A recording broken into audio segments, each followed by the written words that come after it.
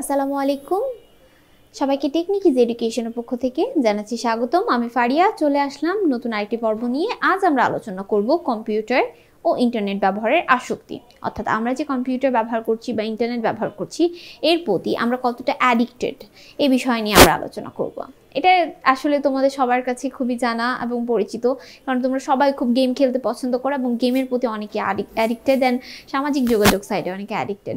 So এই বিষয়গুলোই আমরা আজকে জানতে পারবো। আসক্তি হলো এমন অবস্থা যখন কেউ জানে কাজটি ঠিক নয় তবুও সেই কাজটি করতে বাধ্য হয়। আসক্তি বেশিরভাগ ক্ষেত্রে ভয়ানক বিপদ ডেকে আনে। যেমন কোরিয়ার একজন মানুষ টানা 50 ঘন্টা কম্পিউটারে গেম খেলে মৃত্যুর কোলে ঢলে পড়ে। চীনের এক দম্পতি কম্পিউটার গেম খেলার অর্থ জোগাড় করতে তাদের শিশু সন্তানকে বিক্রি করে দেয়। এখানে খুব ইম্পর্টেন্ট একটা এমসিকিউ আসতে পারে যে কোন দেশের ব্যক্তি টানা 50 ঘন্টা গেম খেলে মৃত্যুর কোলে ঢলে পড়ে। সেটা হলো কোরিয়ার একজন ব্যক্তি, অথবা কোরিয়ার একজন ব্যক্তি কত ঘন্টা গেম খেলে মৃত্যুর কোলে ঢলে পড়ে, এভাবে কোশ্চেনটা আসতে পারে। এছাড়া চীনের এক দম্পতি কি কারণে তার শিশু সন্তানকে বিক্রি করে দেয়, সেটা হচ্ছে কম্পিউটার গেম খেলার অর্থ জোগাড় করতে গিয়ে তাদের শিশু সন্তানকে বিক্রি করে দেয়।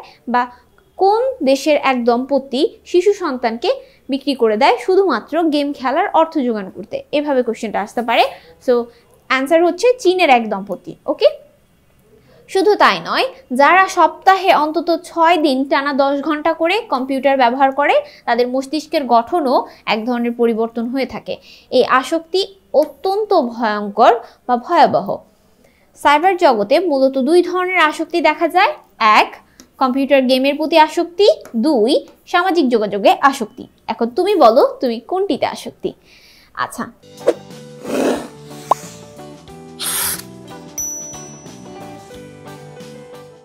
অর্থাৎ তুমি জানো তুমি কিসের প্রতি আসক্ত। সেই আসক্ত থেকে নিজেকে মুক্তি পাওয়ার জন্য কিছু উপায় রয়েছে, সেই উপায়গুলো নিয়ে আমরা এখন আলোচনা করব। সেই উপায়গুলো শিখে নাও যাতে তুমি তোমার যে গেমের প্রতি আসক্ততা সেটা থেকে দূরে থাকতে পারো, সামাজিক যোগাযোগ প্রতি আসক্ততা সেটা থেকে দূরে থাকতে পারো। তার জন্য কি কি করণীয় তা আমরা এখন জানবো। সো প্রথমেই কম্পিউটার গেম খেলার কারণে যে নিজের দৈনন্দিন অন্যান্য কাজগুলোর ব্যাঘাত না ঘটে সেই সম্পর্কে নিশ্চিত করতে হবে। অর্থাৎ তুমি ধরো তোমার সকল লাইফের যত কাজ রয়েছে এটা শেষ করে গেম খেলবা, এরকম না যে ওগুলো বাদ দিয়ে গেম খেলতেছো। তো তোমার কাজ বা তোমার টার্গেট হবে তোমার দৈনন্দিন জীবনের অন্যান্য কাজগুলো যাতে ব্যাঘাত না ঘটে, ওগুলোর জন্য সুষ্ঠুভাবে হয়, তারপরে তুমি সোশ্যাল মিডিয়া বা গেমের যে বিষয়গুলো এগুলো খেলো, কোনো সমস্যা নেই।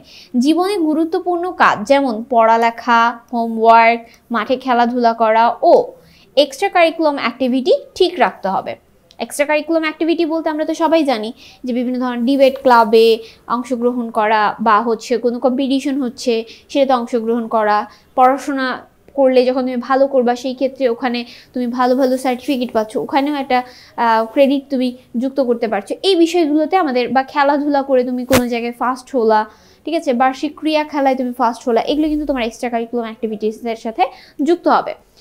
ওকে, তো এই কাজগুলো আমাদের ঠিক রেখে তারপরে তুমি তোমার অন্যান্য যেটা তোমার বিনোদনমূলক যে সামাজিক যোগাযোগ সাইট বা গেম, এই বিষয়গুলো তখন তুমি খেলবে। এরপরে পরিবারের সাথে সময় কাটানো। আমরা অনেক সময় হয় কি বাসায় গিয়ে পড়ালেখা তারপর হোমওয়ার্ক সব কমপ্লিট করে তারপর আমরা সব সময় চাই যে হ্যাঁ আমি এখন নিজের বিনোদনের জন্য মোবাইল ইউজ করব। সো এটা থেকে বিরত রেখে নিজেকে একটু পরিবারের সাথে সময় দেওয়া, পরিবারের সাথে সময় দেওয়া আমাদের উচিত। তাহলে পরিবারের সবার সাথে সম্পর্ক ভালো থাকে এবং আমাদের এই আসক্ততা থেকে আমরা দূরে রাখতে পারবো নিজেকে। স্বেচ্ছাসেবকমূলক কার্যক্রমের সময় ভাগ করে নেওয়া। আচ্ছা, আমরা অনেক সময় বিভিন্ন ধরনের যেমন রেড ক্রসিং, তারপর স্কাউট, তারপর আমরা জানি ক্যাডেট, এই বিভিন্ন ধরনের আমাদের স্কুলে কি রয়েছে, ক্লাব রয়েছে, বা এই ধরনের বিভিন্ন ধরনের অ্যাক্টিভিটিস করানো হয়। বলা হয় যে তোমরা বিএনসিসি করো, তোমরা স্কাউটিং করো। এই বিষয়গুলো স্বেচ্ছাসেবকমূলক কাজগুলো জন্য সময় ভাগ করতে হবে বা সময় রাখতে হবে, কেননা এর মাধ্যমে তুমি তোমার সামাজিক যোগাযোগ সাইট থেকে দূরে থাকতে পারো এবং আসক্ত থেকে নিজেকে দূরে রাখতে পারো।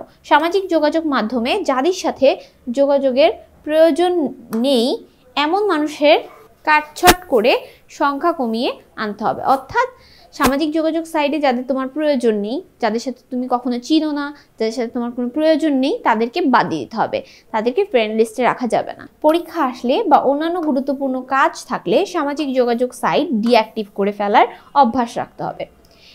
অর্থাৎ আমাদের ফেসবুকের অ্যাকাউন্টগুলো ডিঅ্যাক্টিভ করে ফেলা, এবং বিভিন্ন যে অ্যাপসগুলো রয়েছে যেগুলো তুমি ধরো সময় নষ্ট করো, যেমন গেমসের অ্যাপসগুলো ডিলিট করে ফেলা। তাহলে কি হবে, পরবর্তীতে পরীক্ষা শেষে তুমি কিন্তু এটা আবারও অ্যাক্টিভেট করতে পারো বা ইনস্টল করে খেলতে পারবে। তাহলে তোমার ওই আসক্তি থেকে তুমি কাটিয়ে উঠতে পারবে। সব মানুষের ভেতরেই নিজেদের প্রকাশ করার একটা ব্যাপার রয়েছে, কিংবা নিজেকে নিয়ে মুগ্ধ থাকার এক ধরনের সুপ্ত আশঙ্কা বা আকাঙ্ক্ষা রয়েছে। সেটাকে মনোবিজ্ঞানের ভাষায় ন্যারসিসিজম বলে। সামাজিক যোগাযোগ সাইটগুলোতে মানুষের আসক্ত বা সুপ্ত বাসনা জাগ্রত করে দেয়, এটি কমিয়ে আনতে হবে।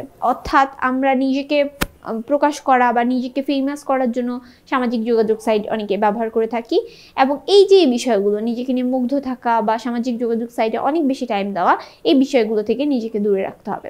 আশা করি তোমরা এই পর্বটি বুঝতে পেরেছো। পরবর্তী পর্বে আবারও দেখা হচ্ছে। আজকে এই পর্যন্তই। আসসালামু আলাইকুম ওয়া রাহমাতুল্লাহি ওয়া বারাকাতুহু।